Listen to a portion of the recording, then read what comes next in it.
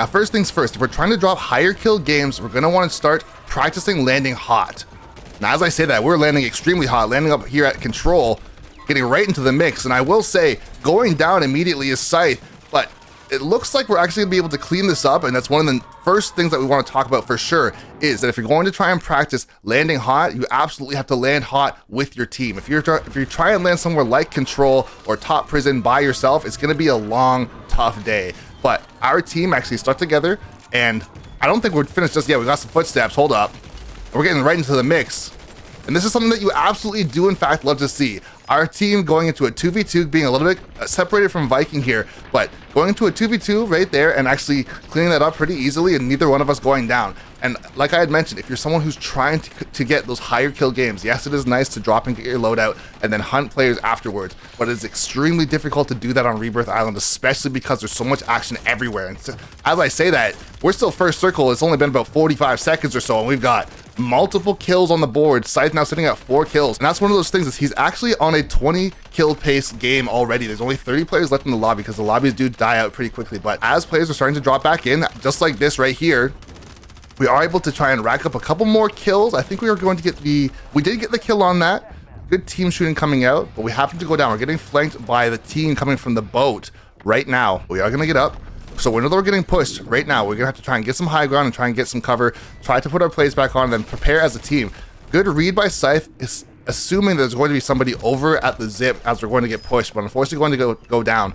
And as I'm going to mention as well, we are playing with a very mixed team right now. We have Conspiracy, who's sitting at Platinum, and then we also have Viking, who is a newer player, currently actually sitting at a Bronze level. So a very wide mix of player skill on this team, but this is completely okay, and I want to point this out for a reason. And the reason is that even if you have a mixed skill level on your team, you still have the ability to drop high kills yourself, or potentially bring your entire team to a win. One of the things you're going to notice for sure is the difference in pacing between a player such as Scythe, sitting at around Diamond 3 as of last season, versus a player like Viking, who, like I said, is a newer player and he's still trying to get his bearings, sitting at Silver of last season, now currently ranked down to Bronze as the new season is upon us with Rebirth Island. And that's one of those things, guys, I want to mention, this is super important, is that if you yourself are a newer player, one of the most important things that you can do to try and get higher kills and seal out more wins for your team or even just for yourself is to stay on task and push your pace.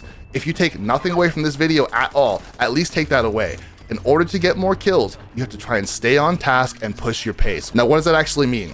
Staying on task means staying with your team, managing your money, being aware of when loadout drops, when there's fire sales, and also paying attention to your mini-map, knowing where the danger is and pushing towards the danger. I don't care if you're Bronze, Silver, Gold, Platinum, or all the way up to Iridescent. If you're trying to push to get more kills, the number one thing that you have to do is exactly that. You have to push as a team. Push as a team and try your best to hunt the red dots on your mini-map. You don't want to be afraid of them. It's one mistake that I see a lot of players make, is they focus too much on the win and they never try to develop any sort of gun skill. And when it's time to actually get into a real fight, if it's a 1v1 or a 2v1 situation, hold up, we got action right away.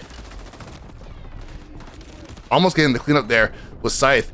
And as I was mentioning, if you're someone who's always running from gunfire rather than running towards it, you're gonna have a very difficult time, of course, sealing out kills, but even more so sealing out wins. So I highly encourage you guys, push towards danger and practice. Throw your KD out the window, because genuinely it's not an important metric. If you're someone who's struggling to get kills because you're always worrying about dying, that's one thing that's going to stifle your growth basically forever. You want to try and get past the fear of going down and worrying about your KD. And even if you are someone who is a 3 KD player or a 4 KD player, but the way that you've reached your KD is by sitting in towers all day and getting your 4 kills, then dying once Resurgence has ended, you really need to try and get past that fear and not worry about getting the blemish on your KD record. I would much rather see someone be a 1.2 KD player who's taken 1,000 fights versus a 4 KD player who's taken maybe 20 to 50 fights because they spend most of their time on buildings, most of their time in towers, and most of their time running away. Guys, you want to try your best to get into the mix, just like our team is doing right now.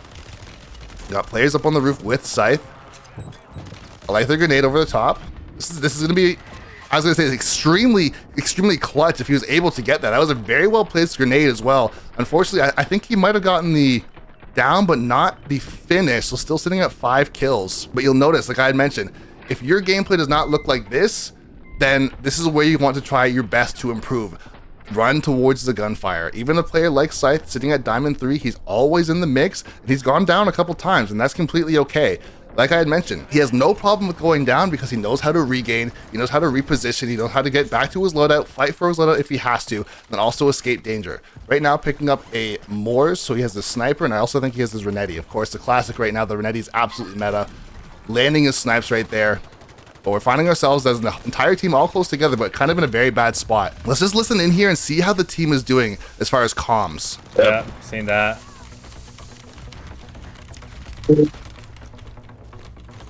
Boys, we're kind of one up top, two right here. Position. He's. Oh, come on! How did I know? This is bull!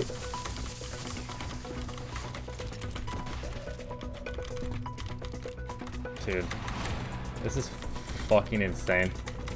So narrowly able to escape his Scythe right there, but we did see Viking happen to go down as well. And that's one of those things. Huge shots coming up from Scythe once again.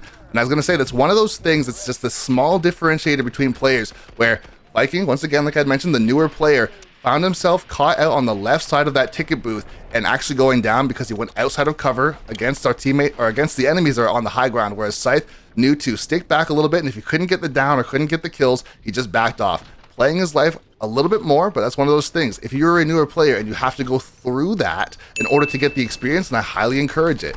Was it a bad play by Viking? Absolutely not. I think he was obviously trying to help his team to the best of his ability. And if he knows that he is in fact the newest player on the team, he absolutely is going to try his best to try and support where he can. Did he overextend a little bit? And that's totally okay. Like I had mentioned, I want you guys to get that experience and not be afraid. I would have way rather seen Viking or Conspiracy go down in that situation trying to help versus running away completely and abandoning Scythe because they don't know what to do and they're afraid of getting shot at. So ultimately able to rotate away from low ground. Conspiracy and Viking slowly making their way towards control right now, and Scythe sitting on 7 kills looking towards prison. At this point in time, we have gas on our back as well. It's not too quick, so we have a bit of time. Great shots coming up from Scythe as well. So right here, we're going to want to try our best to rotate in towards top prison, or at least get to prison. We do have a bit of time here, and we're going to be inside the circle once we jump off of control, so it's not a huge rotation that has to be made. But we do want to try and make sure that we're going to get across this no man's land. There's not a lot of spots on Rebirth Island that are considered no man's land, but this one street right here is considered that, most definitely, because of top prison, because of headquarters. But we are going to make that rotation. And once again, if we take a look at our pacing, Scythe way ahead right now, up on top of prison, but we have our 2 other players, our platinum and our bronze, currently sitting a little bit further back, potentially trying to survey the area a bit. This is where the minimap awareness comes into play as well too. If you see that your team is able to run across the open and they do not get shot at a single time, no one's peeking at them, they're not making any comms to say there's somebody in the tower, they're not live pinging anything, they're simply getting across for free, you have to try and act on that as quickly as you possibly can. And like I mentioned before, continue to push your pace. Right now, we got all of we have our entire team up on the roof together, so we're back together again, which is great. Many players in front of us at headquarters. Right now, every single time I get any sort of down or kill or anything, I'm looking at the map to see who is my next immediate threat. We have a ton of players over at Grandma's, Grandpa's, and also at the tower building right now, so we have a swarm of enemies in front of us. We should all be facing the exact same way right now. And as I had mentioned before, once again, we have our team surveying to our right, which, as far as the minimap goes, we got to be aware. We have to be checking our minimap. It doesn't matter what level you're at. If you're someone who's not checking your minimap and you don't know where the danger is, you can find yourself in position but facing the wrong way. Everybody is in a great spot, but looking towards control right now is just not going to be useful for our team. We have to try our best to keep our head on the swivel, yes, and we don't want to get flanked, but we have to be very aware of the pings, we're very aware of the gunfire, and also being very aware of where we are even getting shot from.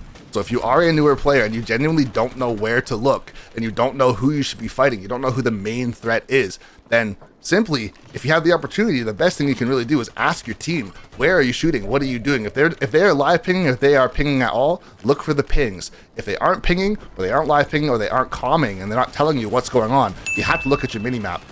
Speaking of which, we're getting flanked up here a little bit. Now we have the players coming up the stairs, which is kind of a weird play by the enemy to come and push into prison when circle, it's not closing, but they had position on us over at Grandma's and headquarters. 1 player top headquarters. Scythe also sitting on 8 kills. It sounds like there's somebody underneath us, directly under us. Somebody going back towards the tower. So right here, I'll be pinging the tower or letting the team know that, hey, we got guys above us now. So we have a power position, but we should probably get out of here as soon as we possibly can, just because we don't really have height anymore since somebody flew in up over there.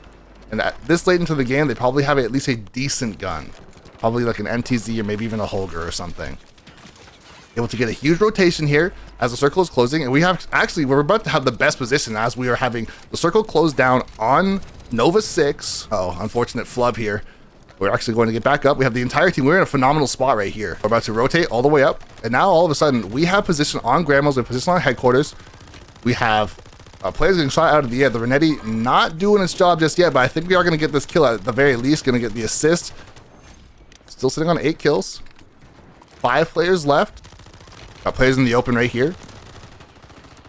Able to pick up yet another kill. The whole team staying together. Like I had mentioned, guys, doesn't matter what skill level you are. If you have a game plan towards the end of the game and you're getting your rotations down, then by all means, you have a phenomenal opportunity to get these wins.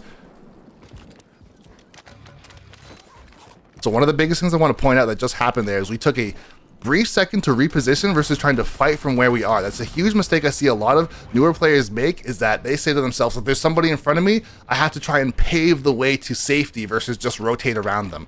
They're not using their smokes. They're not using their timing to say, okay, I have cover around me where I have time to actually go and jump down these stairs, take a zip, and rotate around. And now, once again, rotating all the way to Nova and then back to Grandma's, having high ground consecutively twice in a row. Thanks to, I'm assuming, the leadership of Scythe letting our team know that we have to rotate a second time. And just like that, actually going to get the win as a team with everybody staying up. And guys, like I had mentioned, it's so unbelievably important that if you use these skills, if you use these tips, it doesn't matter what skill level you are at. You don't need to have a demon team to get the dub. As we saw right here, we had Scythe, we had Viking, we had Conspiracy, almost as wide a range of players as you could possibly have, sealing the dub and everybody staying alive. So guys, if you enjoyed the video and you learned something new, please be sure to subscribe. And once again, thanks for watching.